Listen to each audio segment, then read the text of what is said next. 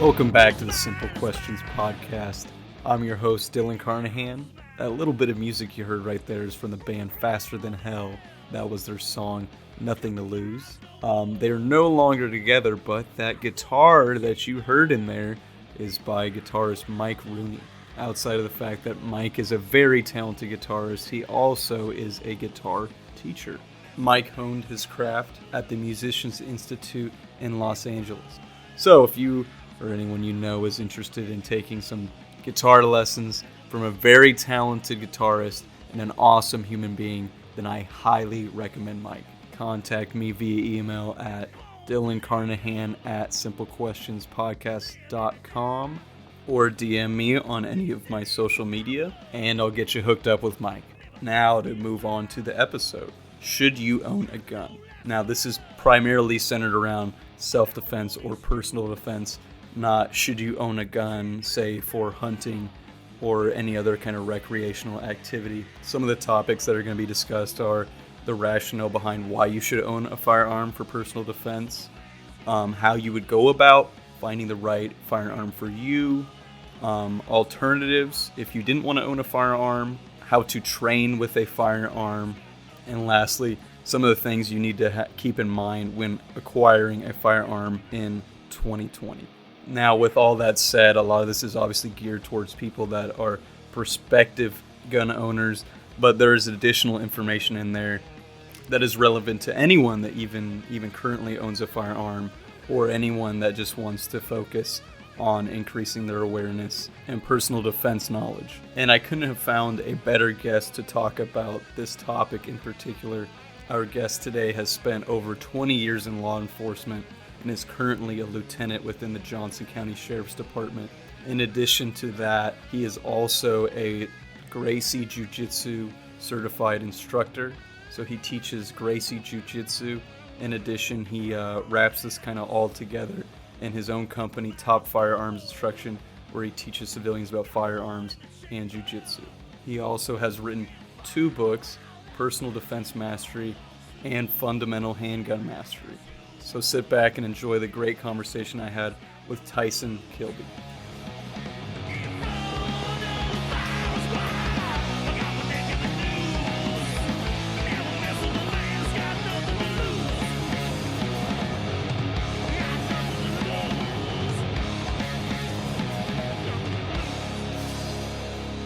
Firstly, I'd like to thank you for doing this podcast, and most importantly, seeing me in person. Yeah, I love it.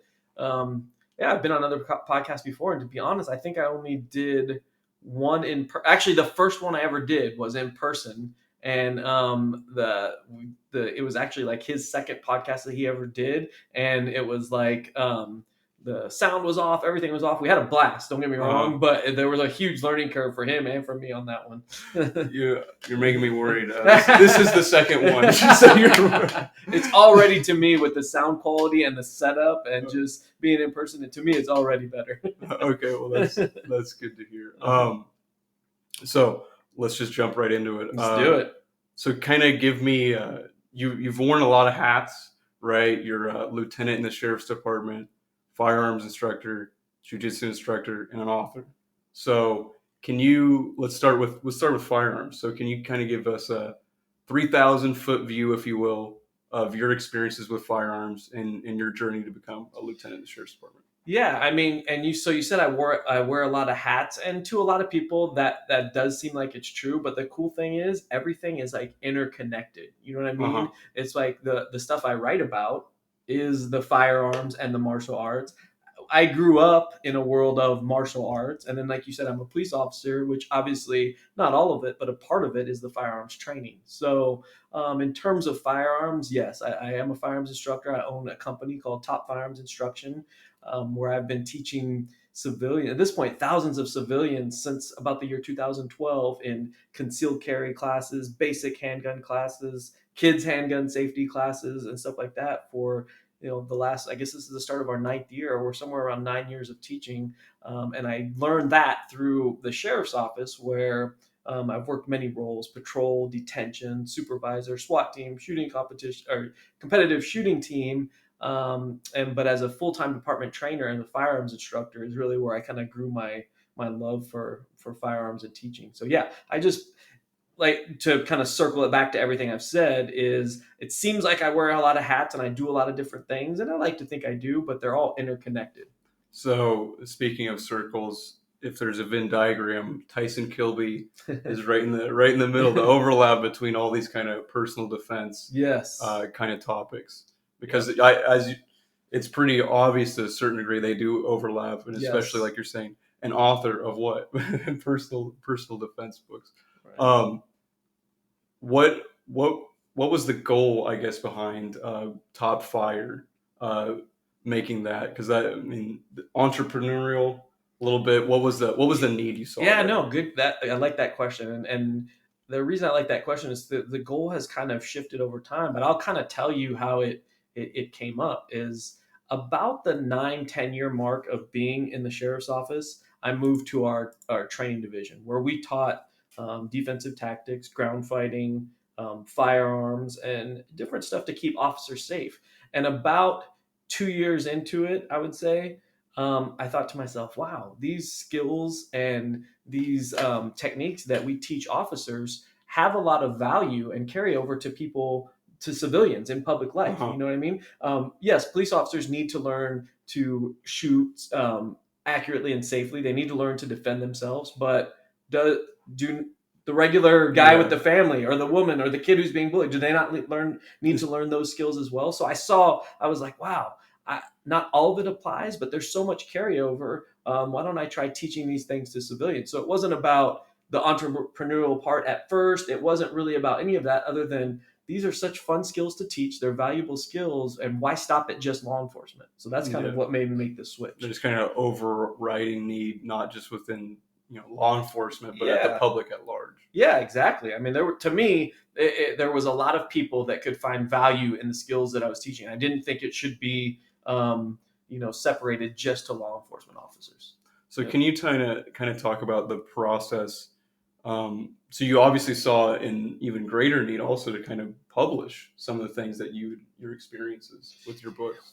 Yeah, I mean the book, and I've talked about this before when people have asked me, and it's one of those things. My first book, Fundamental Handgun Mastery, came out in 2018. But I had been writing it essentially for the previous few years. And I don't even know if initially me writing it, the idea was to put it into book form. What would happen was I was so busy, I would work my job at the sheriff's office, and then I would teach jujitsu. I'd have private lessons. I would teach firearms, and I would have these conversations with people, and I'd be so amped up because it's such a physically active day. So I would get home at night, and to wind down, I would just I'd hop on the computer and I'd write some of the discussions I'd have with students or some of the concepts I have.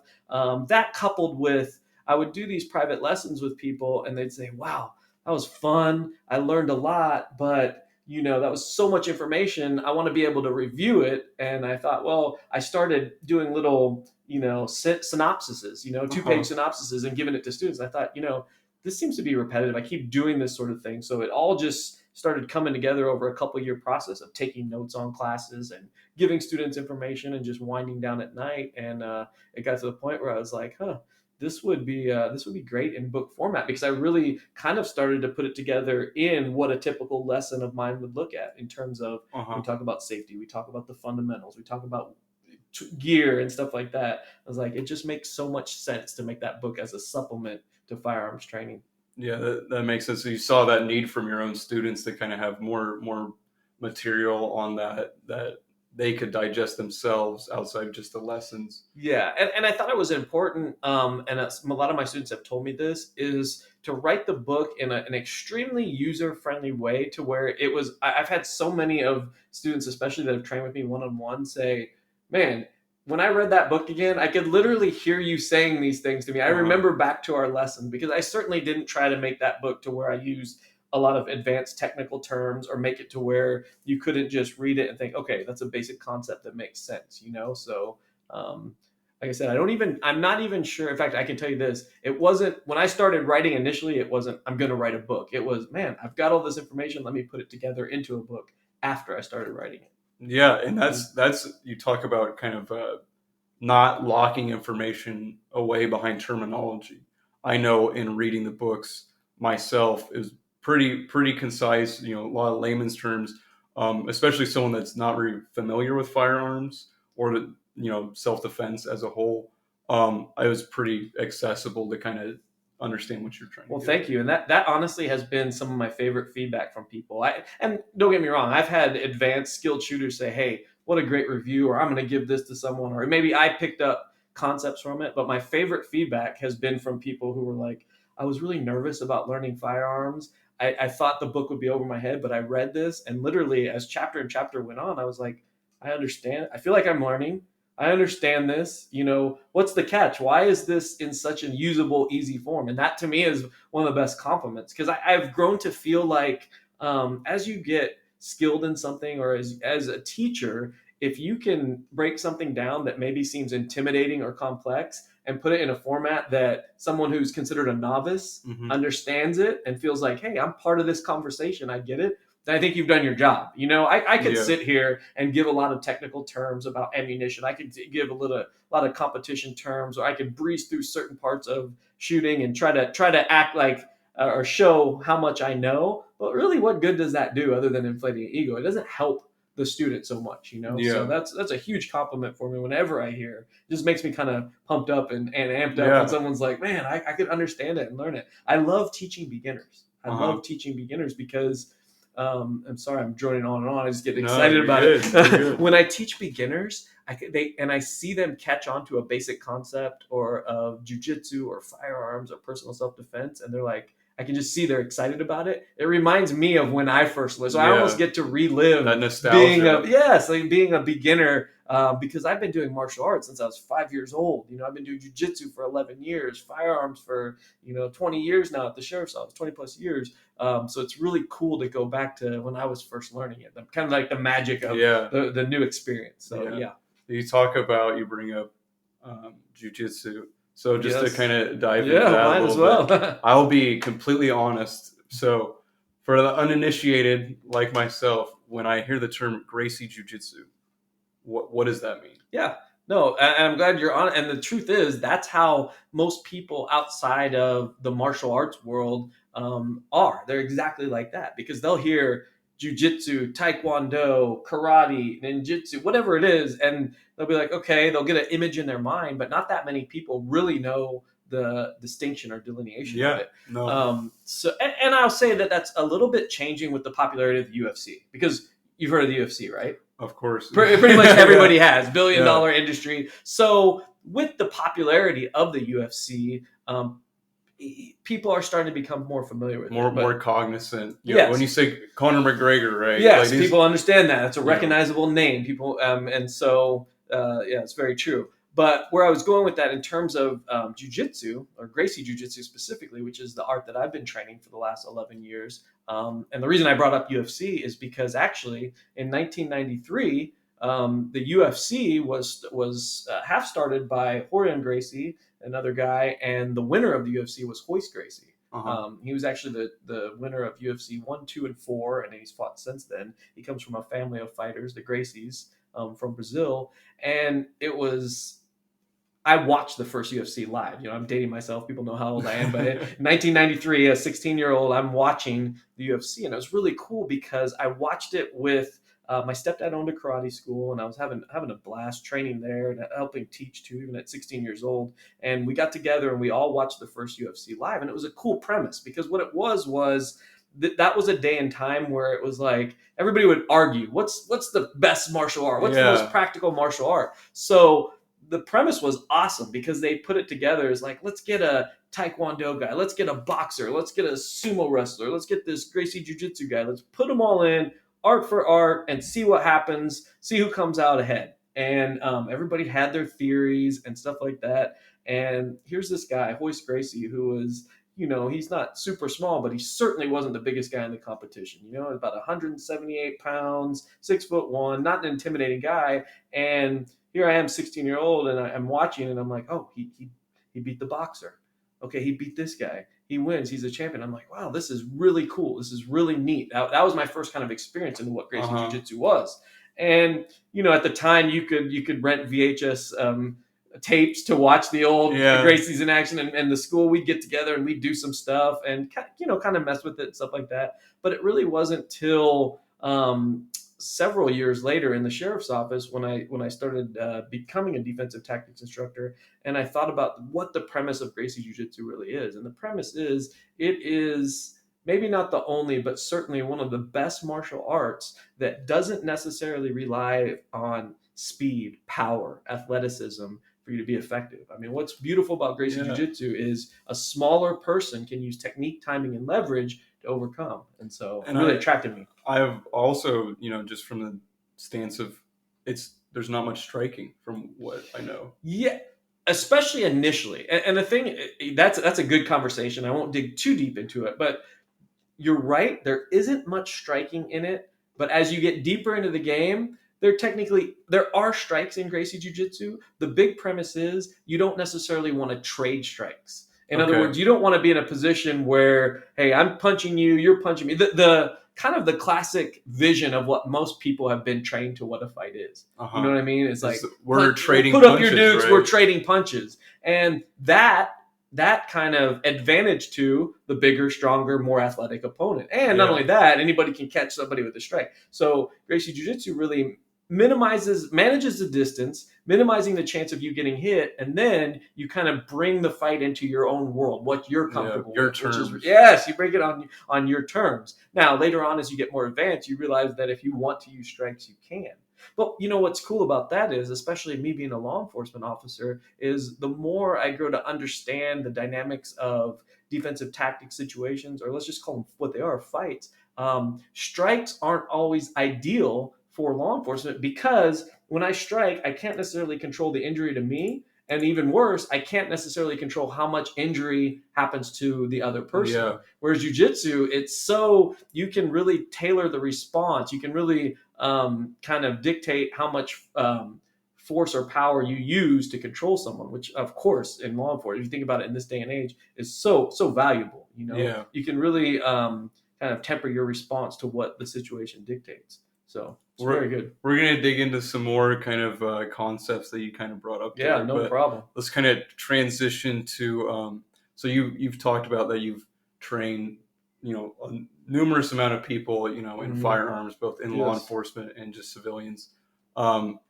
Civilians in particular that come to you for training, what does the typical personal defense firearm owner look like? I don't have a typical. I have a wide range. I mean, I have people who, especially this year, first-time gun owners, like, hey, I don't know anything about firearms. I'm now interested in it. I know nothing, and I want to learn.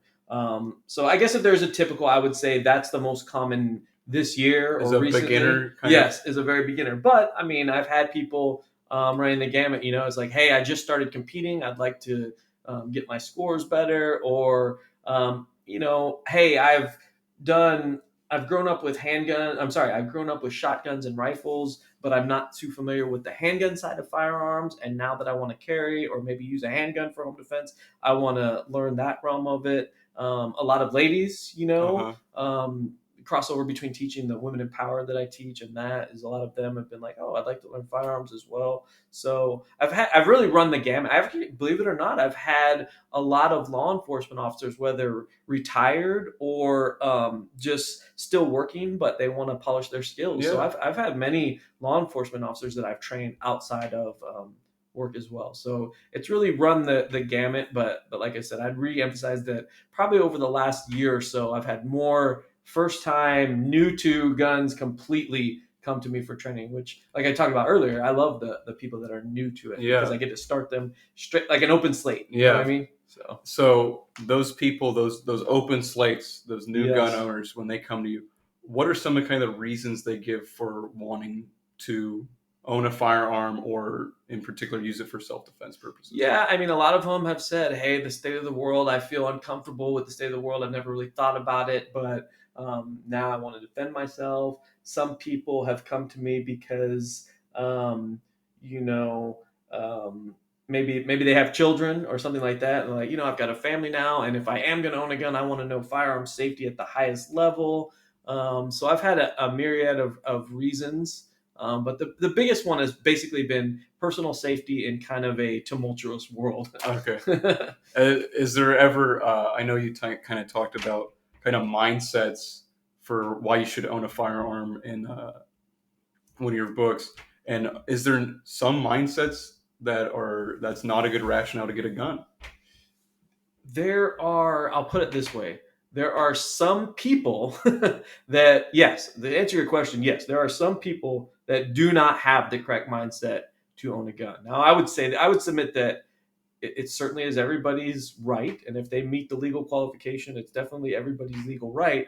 But obviously with that right comes a lot of responsibilities. And I would certainly say there's a lot of people that have not met those responsibilities. So, to break the question down simply, are there some people that shouldn't own a gun? Yes. The answer is Okay. an emphatic yes. Now, that being said, I obviously support people's right, the people that want to do it properly, that want to train and take that responsibility seriously. Obviously, I support that, as much as I could. Yeah. So it's you kind of brought this up earlier, and this is the epitome of clean slates.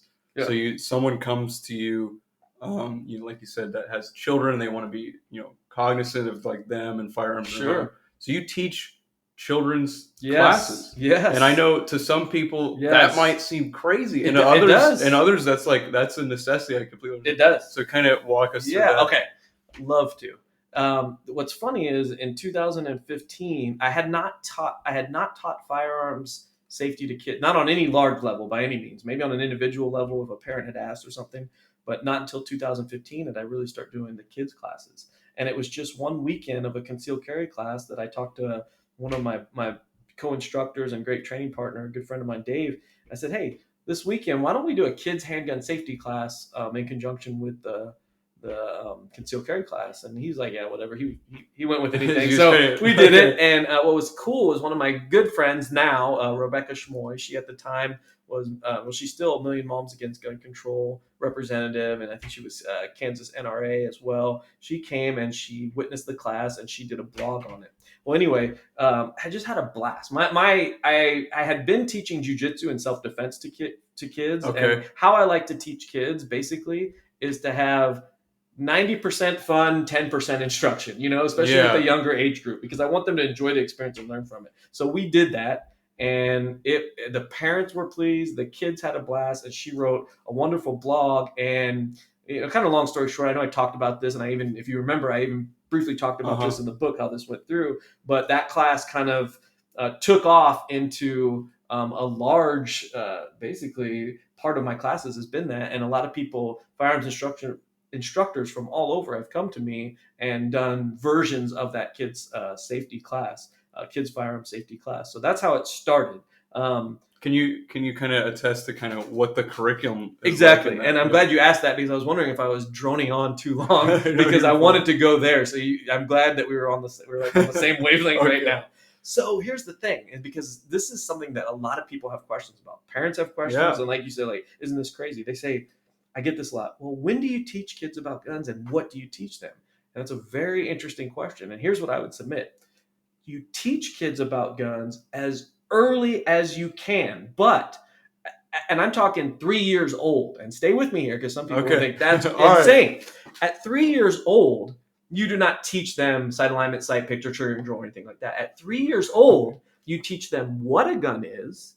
You tell them that, hey, in the future, when you're able to control it, I will teach you the mechanics of the gun. But more importantly, you give them an unquestionable order of operation if they ever see a gun in an unsecure area where a parent isn't around or an instructor. And the reason, and obviously I go by a lot of entities, stop, don't touch, leave the area, tell an adult. But you don't want to, a lot of people have this philosophy of, I don't want them to know anything about guns. We're going to keep guns around. But there's a problem with that. There's a couple problems with that. Number one, America has 350 million plus guns. There are guns everywhere in America. And number two, aside from the amount of guns, kids are extremely curious. There's a certain amount of kids that die in firearms accidents every year, CDC statistics. And of the kids that are killed, many of them, a percentage, sometimes 30-40%, I believe, are 3 years old and under. Now, that's obviously not their fault. That's the fault of the gun owner.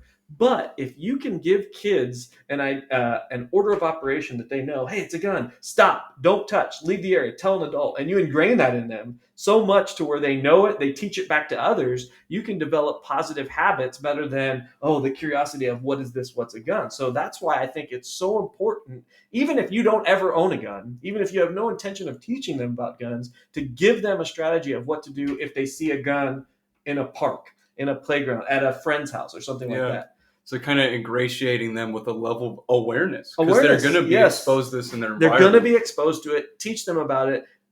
Nip it in the bud right from the beginning so that they understand it's something to respect and they have an order of operation and they train it consistently. That's another key part of it. Some people think, oh, well, I'll give them a gun safety class one time when they're 5 years old and now we'll never talk about the topic again. And I totally disagree with that. I think all skills, all knowledge to an extent is perishable. I'd like to teach them consistently so that this is something that becomes ingrained in them.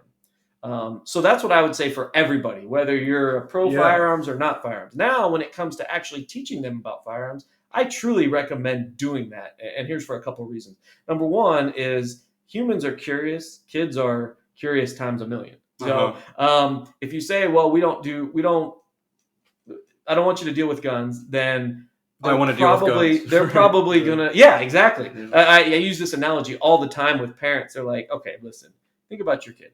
Okay, if you put a Mountain Dew middle of the table and you say, all right, young man or young lady, don't ever drink from this magical drink of mystery. And then you leave. What do you think they're going to do? Of course, the curiosity. But if you do this, and I've used this analogy before, and I think it works, is listen. This is a pop. This is a soda. It's not the best for you. It does taste sweet. I'll tell you what. I'll make you a deal. Of course, you can have some if you do your chores, eat your vegetables, and this sort of thing. And there's much more of a respect that's learned, and the curiosity isn't near as much. Now, it's not an exact analogy, but it does drive home the point of most kids, there's always exceptions, but most kids can be trusted and understand the respect level of, let me learn about it, let me satisfy my curiosity, and generally speaking, they will get it right. So then I say, if that's the case and you want them to learn it the right way, who do you want to teach them? And the answer is always going to be a qualified instructor, or obviously a parent who is very familiar with how to use firearms. You want that level of credibility, especially when talking about such a potentially dangerous thing. Satisfy their curiosity and teach them the right way.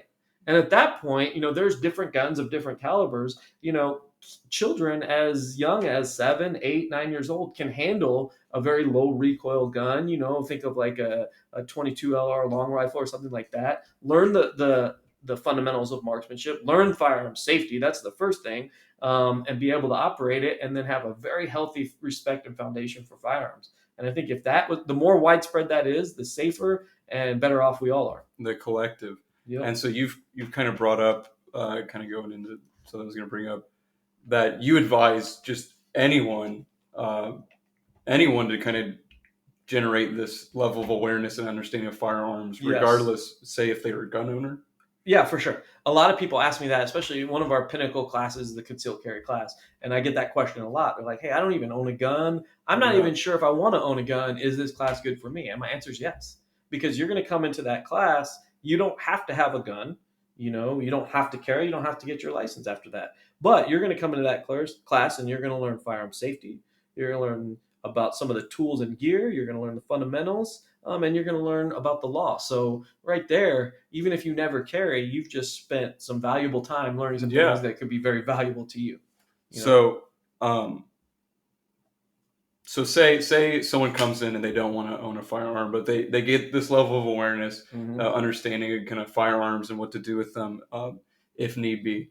What about, this kind of go to your jujitsu route maybe, but what about some alternatives? Sure. I mean, I had read in your book, you talked about maybe, mental rehearsal of kind of scenarios that could take place. That doesn't require a firearm or, offhand, defense ways and stuff like that. Yeah. I mean, I think, what it makes me think about what you're talking about is some people have this misconception that it's all or nothing in terms of firearms and safety, and nothing could be further from the truth. I think that it's certainly a big part of safety, personal safety. But if all you did was own a gun and think, okay, I got my safety covered, but you know, you're completely out of physical shape, you don't have a healthy diet, you drive recklessly, you text and drive, and you do all this stuff, you don't, you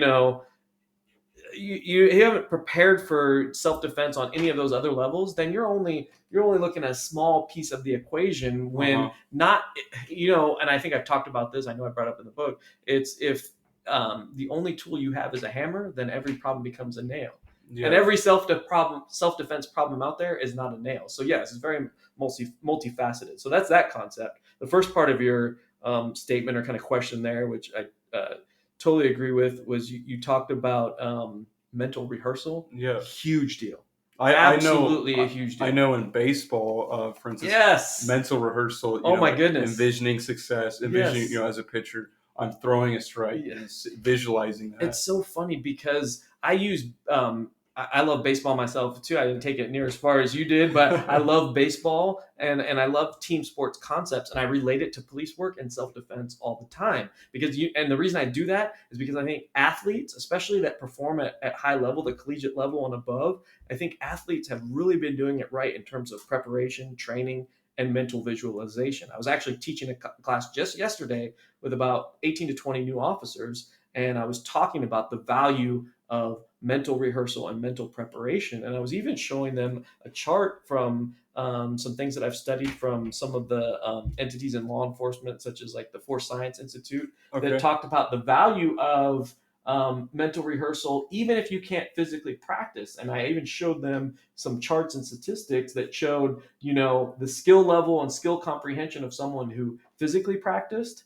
someone who only mentally visualized, and someone who didn't practice at all. And there was a definitive gap between people who didn't practice and people who mentally practice, meaning that if you just mentally practice, you will develop skills. I don't know if it's the mental that you wouldn't have otherwise. That you wouldn't have otherwise, which to me is brilliant. So if you now think about it like this, if you physically practice and mentally practice, you're really putting yourself ahead of the game.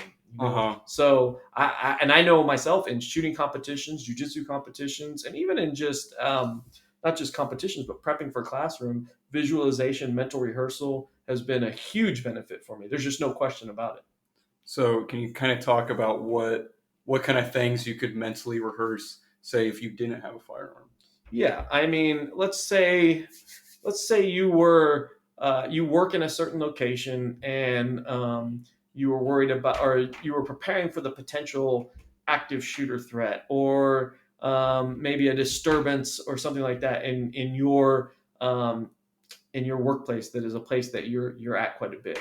Some things you would mentally rehearse is, okay, things have gone bad. There's a serious emergency situation here. I don't have a gun, but let's say I needed to stop an attacker. Okay, what improvised weapons do I have in my office? Can I use this chair? Can I use these books? What do I have in terms of improvised weapons? What do I have in terms of hiding places if I needed to hide? I mean, these guys are in here with AK-47s or whatever it is, and I need to be out of there quick. Where are the secure hiding spots? Where are my escape routes? And just visualize those sorts of things. I mean, that's a small piece of it, but those are things you can visualize so that you've practiced that mentally. You gain that experience, and then under the stress of an emergency situation, you at least have something to pull back to.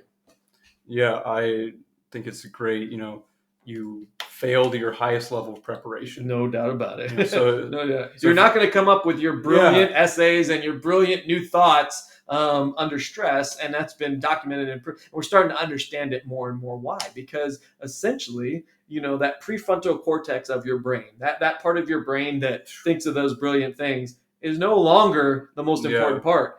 Our buddy the amygdala, that part of the brain that takes over, and now it's that emergency mode of what you can do to a level of unconscious competence, and you're not going to rise to your highest level of education that people talk about all the time. That kind of cliche quote. So to kind of pivot a little bit, you talked about improvisation of weapons. I know you can't give a specific recommendation because you don't know each individual listener, but what are kind of some things that someone could use for personal defense if they didn't want to have a firearm? Yeah, I mean, okay, I think the most important thing is the mental aspect that we're talking about. Mental awareness, mental visualization, positioning yourself in an advantage to really see things in your environment and get away from situations. Um, Other tools that people can use, obviously, people have taser type weapons, stun guns, and stuff like that. There are, I think we talked about before, the pepper spray and stuff like that. Those are all viable self defense tools. They all can work. And what I tell people is, and in personal defense mastery, I kind of just briefly lay over the positives and negatives. And what I tell people is, if that's more your style or something you're more comfortable with, the biggest recommendation I would make is deploy it often, in terms of know where it's at, keep it in the same spot, practice with it, know its pluses and minuses. If you have a cloud of pepper spray, what are the secondary exposure? Could it come back and get me, and that sort of thing. So any tool, here's the thing, I think any tool could work. Okay. Some are obviously in certain situations are better than others, but if that's what you have at the time, any tool could work. That's an asset. Yeah. You bring up a good point about deploying often. So I think not only does that give you comfortability and experience, but it's kind of proof of concept.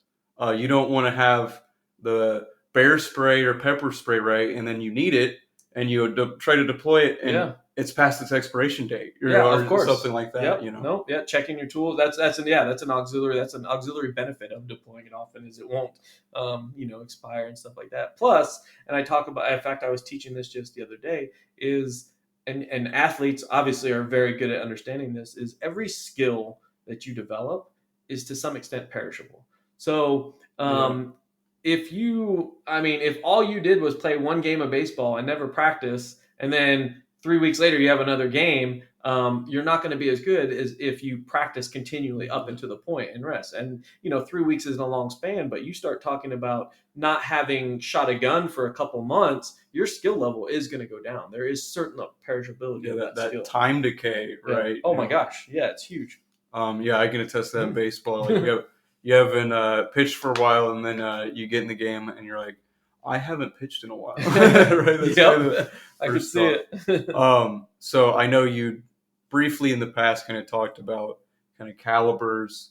What are kind of some just general types of firearms that you might find for home defense or personal defense purposes? Yeah, I mean, obviously that's a broad discussion, but to put it down simply, I'll just talk about kind of what I do. I'm a Glock guy. Not that Glocks are the best weapons in the world. They're not. I have hundreds of thousand rounds behind a Glock, so I definitely have the practice behind them. I like handguns because they're versatile. I can carry it concealed. I can use it as a home defense weapon. It's not large or overbearing. Not that rifles and shotguns don't have home defense aspects. They certainly do.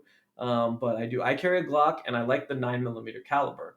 And basically that's a type of caliber. It's not extremely large, but it's not overly small either. So it's a very controllable round that, in terms of ballistic tests, it has the stopping power that you would need if a threat came at you. I mean, that's law enforcement is kind of gravitating towards that. It's a cost efficient round, it's a controllable round, and it's effective round. So if you've read at least all or part of my books, you know that I really like to break things down to simplicity and basically ask simple questions. Can I use this? Yes. Okay, good. Is it effective? Yes. Okay, good. So I just ask simple questions, and if they start to fit, if I start to get yeses to my questions, then I start to think that I found my gun. So kind of that you bring up kind of the familiarity, like you yourself have had so many rounds behind your weapon of choice. Having that degree of confidence and experience with a particular weapon, that might be your weapon then. Yes, exactly. Right? Right. I think people, and this is so funny, I think people try to overcomplicate things or maybe over purchase skill sets. It's like, okay, I don't know how to shoot. I really don't have any training, but I got some extra cash, however it is. So I built this. I got this brand new optic, and I got this new trigger job, and I got this $3,000 gun, and that's cool, but they've never really even shot it or felt it in their hand, or they only shoot it once or twice a year. So you can't. I had one of my mentors and instructors a long time ago tell me you really can't buy good shooting. You've got to put in the training and practice. And it's the same. I would imagine it's the same thing. You could buy the best glove and the best bat in the world, but if you're not out there training, doing your reps, running, getting your swings in, and studying and really analyzing the game, that good equipment is just going to look good. Yeah, it's not going to go back to what you previously mentioned. It's not going to compensate for those perishable skills. Yes, 100%. That's not how it works. Unfortunately, it would be cool if it did, but it doesn't. Exactly. So this is a very broad, but we'll kind of go into this just for the uninitiated, because a lot of this stuff I wasn't fully aware with. So if one were to go get a gun, can you kind of walk through the process of that as far as the you're talking legality? About especially for legality? Yeah, I can talk briefly about that, and in terms of just someone who's new to the game. Yeah, exactly. Well, definitely starting off with conversation of somebody that is a gun owner, a firearms instructor, a knowledgeable owner, and kind of getting some basic ideas is not a bad thing. If you go to local ranges, which I know we've talked before and said you have, they are generally, I'll say this generally, pretty good about letting you go through a safety class and saying, okay, if you're a new gun owner, you can try a few different variations of this type of caliber gun. So it's definitely a decision that takes time. It's not something that I would immediately get on the internet, look at reviews and say, yep, I got to get this new latest and greatest gun. Now, I will say, though, that if you get on the internet and you do look at people's reviews of guns, that is part of the equation. Because I will say that although there's a lot of crazy, terrible information on the internet, the reviews of guns are fairly fair. I mean, that's their perspective. And if you look up, say you Google the top 5 concealed carry guns, and you'll probably see something like the Glock 43, Smith & Wesson, M&P Shield, Beretta Nano, stuff like that. And then you get those in you get those types of guns, and then you start looking up reviews of those. You can get some pretty general information. Nothing beats actually going to a firing range or to a gun shop and putting the gun into your hand and feeling it, looking at the sights and making a decision based off that. But doing your research, the information is out there. It's definitely out there. So to kind of continue, say you have this firearm that maybe you've tried or you've deduced which one you're going to purchase. Yep. Can you kind of talk about kind of the background check and kind of the need for an FFL?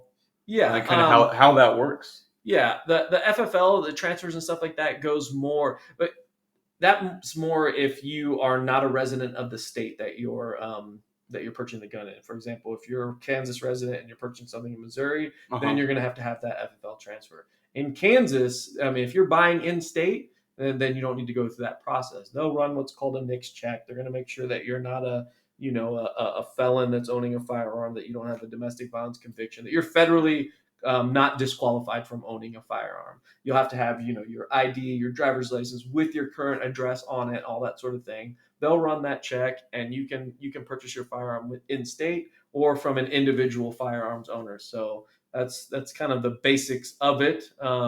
You'll get a bill of sale probably from an individual, and you can just kind of go from there. So it's not as intimidating, I guess, or as difficult of a process as some people think. But yeah, if you're talking about FFLs and those transfers, that is really more dealing with buying guns from a state that you're not a resident of. Okay. Yeah. And that's kind of, okay.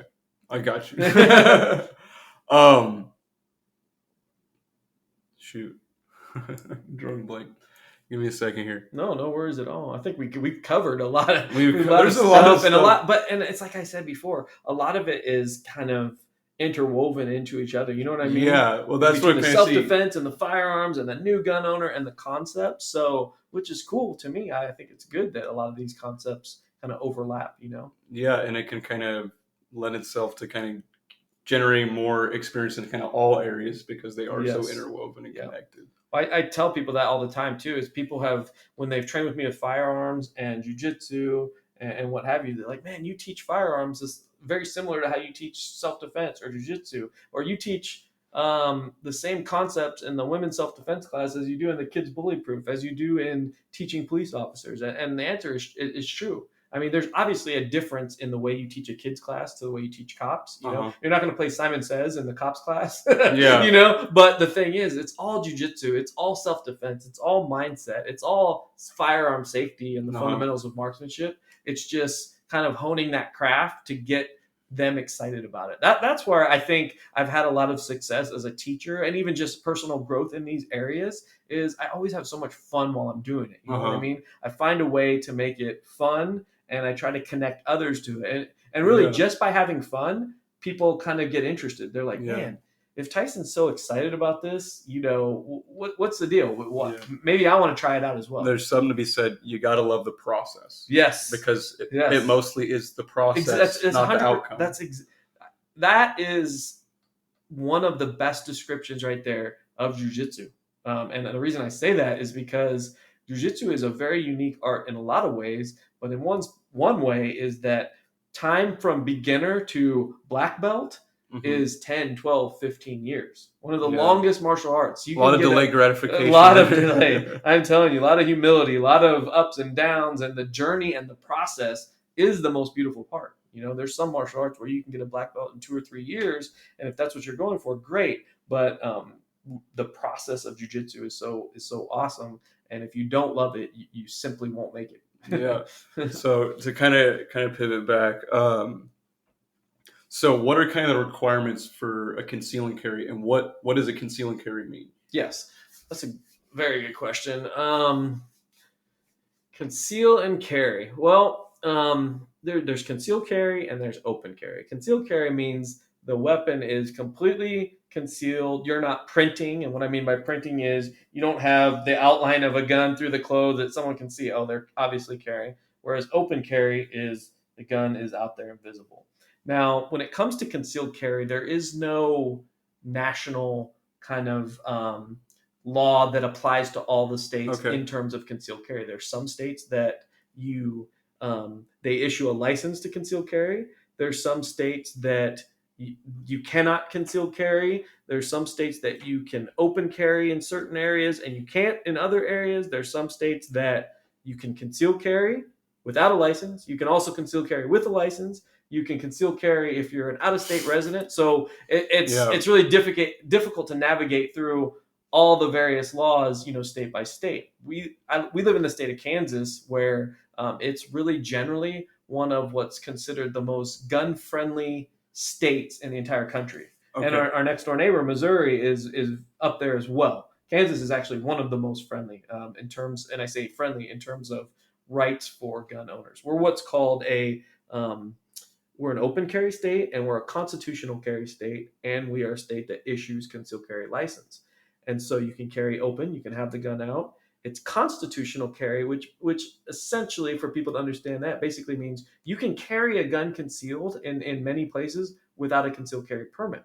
Really? So people think, oh, well, if that's the case, then you don't need a concealed carry permit. But the truth is that's not exactly true. And without digging too deep in the weeds of it, if you get a concealed carry license, you have additional abilities to carry, additional privileges that you don't have otherwise. Otherwise you have reciprocity with many other states, because many states respect the Kansas concealed carry license. Well, if you just carry in Kansas under constitutional carry, well, they can't reciprocate your license if you don't have one. On top of, there's some stuff with the Federal Gun Safe School Zone Act in terms of carrying within the 1,000 feet of a school. There's an expedition of purchasing guns. We talked about the process of buying guns. Well, it becomes expedited with the concealed carry license. So there's certainly, and the fact that you're taking 8 hours of training and learning the law, which is critical. Yeah. Because it would be very dangerous. I mean, for many people to just, it's constitutional carry, let me just start carrying my gun. Yeah. So it's kind of a deep conversation in terms of, you could really go down a lot of different directions with it. But that concealed carry in terms of licenses, constitutional carry, open carry, the biggest takeaways are each state is different. And it's certainly valuable to take the concealed carry class if it's available, to really get more information on the laws. I think a lot of people nowadays, not even for learning how to shoot a firearm, take the class just to be familiar with their state's laws. Really? Yeah. So to get that license, at least in Kansas if you want to, what are some of the things that you would have to do? Okay, so you have to take the class. To get the license, you take the class that I teach at Top Firearms Instruction and others teach, and successful completion of that class earns you the Kansas approved concealed carry certificate. Okay. When you get that, you get on the Kansas Attorney General's website, you download the application for concealed carry, you fill that out, complete it, you get the certificate that you earned, and then it's all done through the sheriff's office of the counties that you live in. So if you live in Johnson County, you do the application process through the Johnson County Sheriff's Office. You call them up, make an appointment, bring in your paperwork, they do your fingerprints picture, send it all to Topeka, where the state does the final check, sends you back your approval, and then the final step is you go to a full service DMV with your approval paperwork, and that's when you get a picture, just like a driver's license. Okay. And then so it's your concealed carry license is on a license that looks almost identical to your driver's license. However, it's your concealed carry license instead. And so usually when I explain that process, the next question from people is, well, how long does that take? Yeah. Well, in terms of scheduling an appointment with the sheriff's office, that could take, especially with them being kind of busy, it could take a month or so to get the appointment scheduled. And then by statute, Kansas Attorney General has about 90 days to get you back your approval letter. I understand that it's much quicker than that, but they do have 90 days. So it could be theoretically a few month process to actually get that actual license after you take the class. So if you're new, right, and you've done all this research, you acquired this firearm, then it comes to your area right here, right? This is a softball. You better knock it out. So how should you train? Just kind of broadly, range frequency. No, great. That's everybody's going to be a little bit different, but here's the overriding concept. We've talked a lot already. We've talked about perishable skills. We talked about safety and stuff like that. The biggest, first of all, you should train a lot. But I like this concept, and I didn't make it up, and you probably heard it, but I like the concept of train a little, a lot. Okay? And what I mean by that is train frequently. And what I mean by that is you don't have to go to the range 2 or 3 times a week and shoot 500 rounds. But, let's say for the average person, a couple times a month at a range, that would be great. 100 rounds here or there, just so that you're not, I know ammo is expensive and stuff like that, but mental visualization also a few times a week. And here's the golden thing about training in firearms. You can train at home, get better with all the fundamentals of marksmanship, and develop your skills without even firing a shot. And that's through the process of dry firing. And I teach that to my students. I write about it in my books. But essentially, you clear your weapon, make sure there's no ammo, make sure you're 100% sure of that, find a safe direction, and you can practice your draws, you can practice your stance, you can practice reloads, you can essentially practice every fundamental of marksmanship right there in your home, develop those reflexes, polish those skills, and then when you go to the range, you're going to be that much better. And I know your listeners can't see us right now, but yes, if you guys are thinking about it, I am actually doing the draw here. But yeah.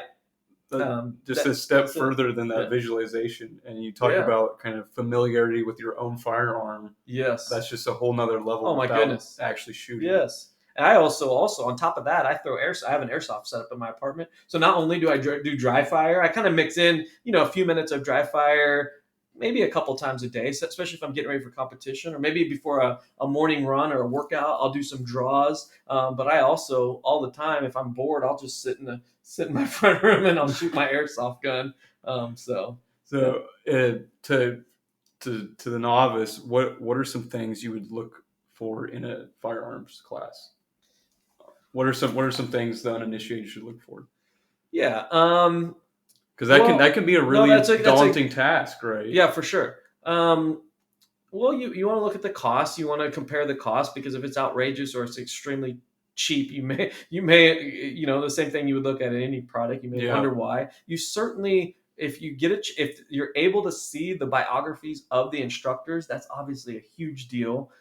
Because if you see maybe just one certification or two, or it doesn't say they've been teaching for a while, it doesn't necessarily mean that they're an unqualified or poor instructor, but there is that possibility. But if you see, quite a few certifications that seem to be pretty varied, and it seems they've been doing it for a long time. Well, you're starting to think that maybe there's something there. Certainly, if they have reviews, obviously they're going to put their best reviews, but if you see consistent reviews, then that's an indicator. If you get the chance to go into the range and see maybe videos or something like that of the instructor teaching, that's great.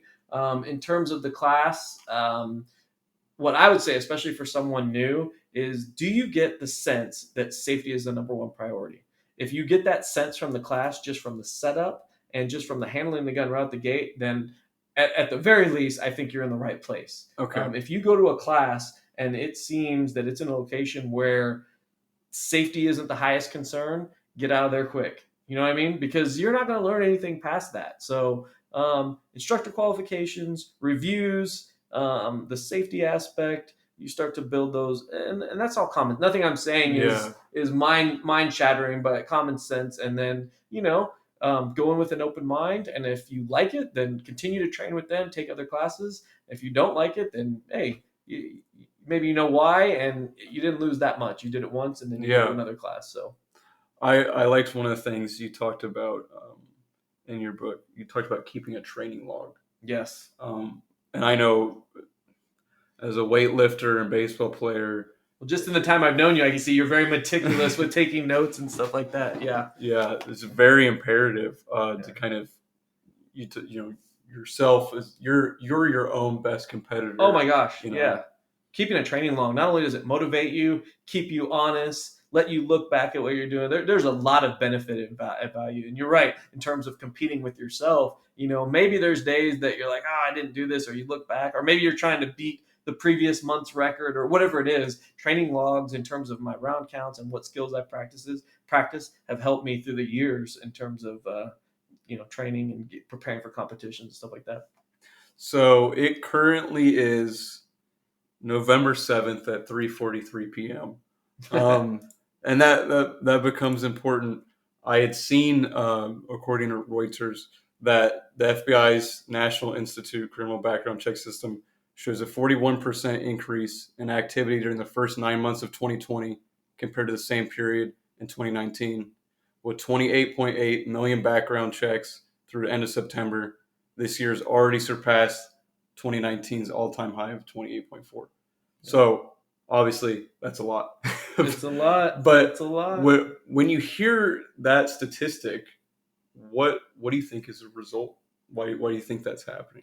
Well, so here's the funny thing, and I don't know if funny is the right word, but 2020 has been a year unlike most people, most adults even alive right now have experienced in a long time. So statistical data from 2020 is skewed in so many categories because all of us now, if we were to look back to a year from now self of ours and had conversations in November of 2019, we could not have predicted this crazy year. Hey. And the funny thing is we still got 2020 is not done yet. We still have the rest of November and December. So, not to make light of it, but statistical data from 2020 has been outrageous. And if we think about all the things that have happened this year, it's mind blowing. But going into those stats, yes, it's what it's saying is that people are, for a multitude of reasons, possibly very, very much looking into firearms in terms of an option for their own personal safety. And I think we can understand that when you think about, the situation of how maybe how divided the country might be, how many political issues, from issues of racism to issues of police tactics and all those things that are happening right now, and disagreements on that and the tensions of that. There's a lot of uncertainty. So, I don't think anyone's surprised. Like when you say those numbers, while they're overwhelming and they're unbelievable, I don't think many people would be surprised by those numbers. You know what I mean? So, people like me who teach firearms and teach self-defense, I think I can help. Obviously there's a lot of us out there. I think I can help people who genuinely do want to learn, and I'll be here doing it. So,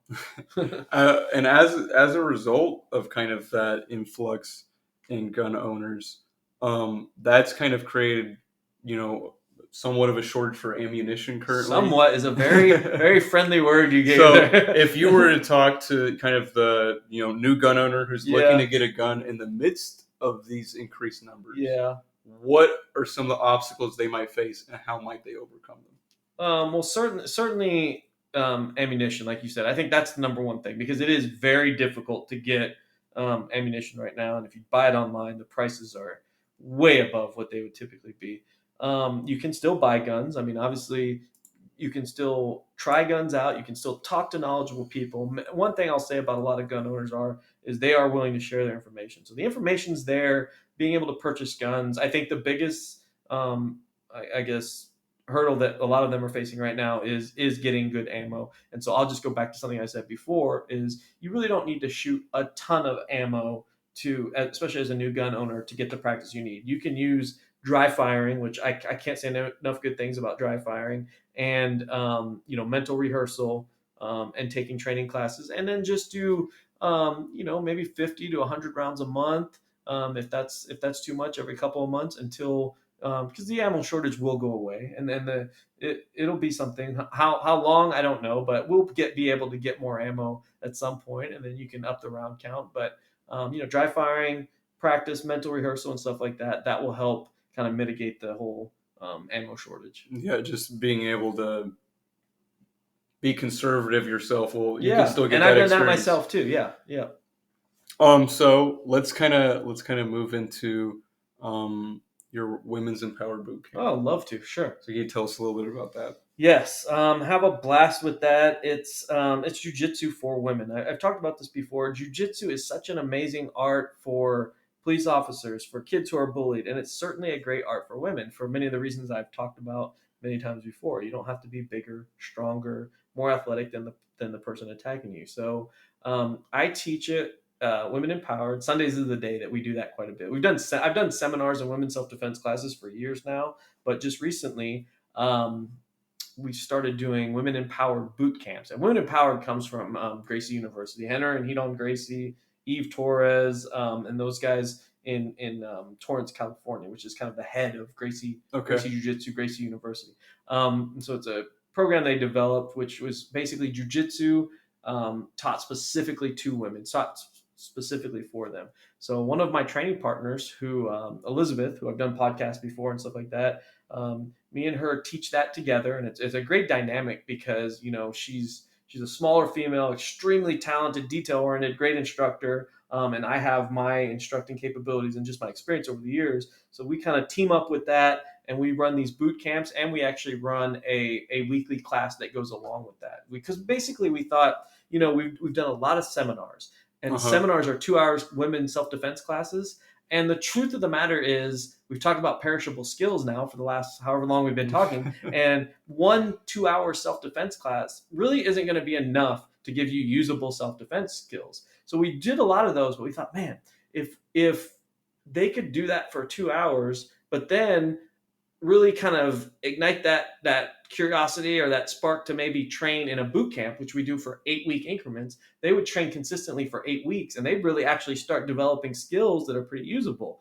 And then we actually have a progression past that. If they really love that 8-week boot camp, they can train consistently with us and continue to get to a level where they can polish their skills and earn what's called the Jiu-Jitsu Pink Belt, the Women Empowered Pink Belt, which takes, generally from 9 months to over a year of solid training in these skills. So we give them a path to developing skills in an environment that's welcoming, in an environment that really focuses on attacks against women, talks about the mental side of it, and it's a phenomenal program. And I'm just really excited to have that as part of the many, many things I do and teach. And a lot of credit goes to my co-instructor, Elizabeth, because without her, this program would not have kind of taken off in the popularity that it has so far. So if someone's interested in this, how are they going to sign up for this with you and Elizabeth? Anybody listening to this can connect with me on basically any form of social media. You know, I have my website, Top Firearms Instruction, www.topfirearmsinstruction,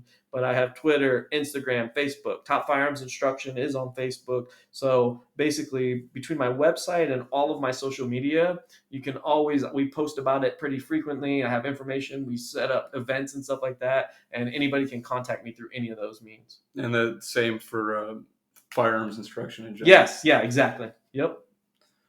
Well, I think that kind of concludes everything that I got for you. Appreciate you taking the time to do it. I was really excited to kind of have someone with your level of expertise and experience to talk about this topic in particular. More knowledgeable than the guest I'd hoped to get, so I'm really happy about that. I think we had a fruitful discussion. So. Well, I mean, and what I really think is cool about this, since I've started writing and stuff like that, you know, and being on podcasts, but we talked about this, but you being able to bring people in a local area, I think is really awesome, because I might be able to, you know, connect with people who might be listening to this on the local level. Whereas if you do something that's not, I mean, who knows if you'll ever get a chance to meet in person the people that may be listening or connected with it. So I think that's awesome. A great platform to kind of facilitate discussions on these kind of topics, and learn from, you know, people that you could actually you have access to. Yes, that's awesome. On both sides of the scale. Yeah, you know what I mean? Yeah, exactly. Very cool. Well, I hope you enjoyed our interview together. It was a pleasure to talk with Tyson, especially because he was so passionate about what he does, in addition to having a lot of knowledge in the area of firearms and jiu-jitsu instruction. Tyson and I touched on a lot of different topics in this interview, such as teaching kids about firearms, dry firing, mental rehearsal, more into conceal and carry and how to go about getting that license, as well as how to go about selecting a firearm and training with that. There's a lot of good information and topics touched on under the umbrella of firearms and personal defense.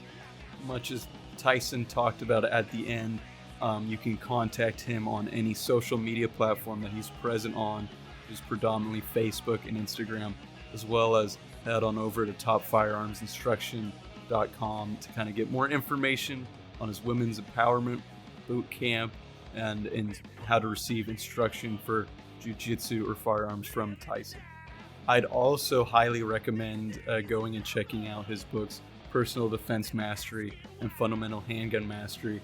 I had read both of them and found them incredibly useful, especially for someone that was a novice. With that said, the book still holds a whole lot of value to even those that are advanced when it comes to personal defense or firearms. Those books are available on Amazon, and I've provided links to a lot of Tyson's information within the show notes below episode 2 on simplequestionspodcast.com. And while you're there checking out those show notes, you might as well leave any questions that you would like to be answered with the podcast, as well as if you are an artist that would like to be included in the intro for next episode. I also have begun to create blog posts. These blog posts are centered around topics that either I can't cover in a full episode, don't necessarily pertain to the premise of Simple Questions Podcast, or are reliant upon my personal expertise, not someone else's. So if you shoot on over to the website and go to the blog section, you should see my first post, which is called "What the Hell Are These Blogs?", which goes in more depth. If you want to hear someone come up with something to say about next episode when they don't necessarily have a complete plan for next episode, well then listen to me speak right now.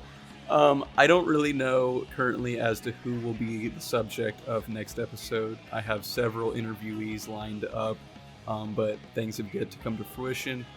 That concludes this episode. I'd like to thank you for listening and ask that you keep asking questions.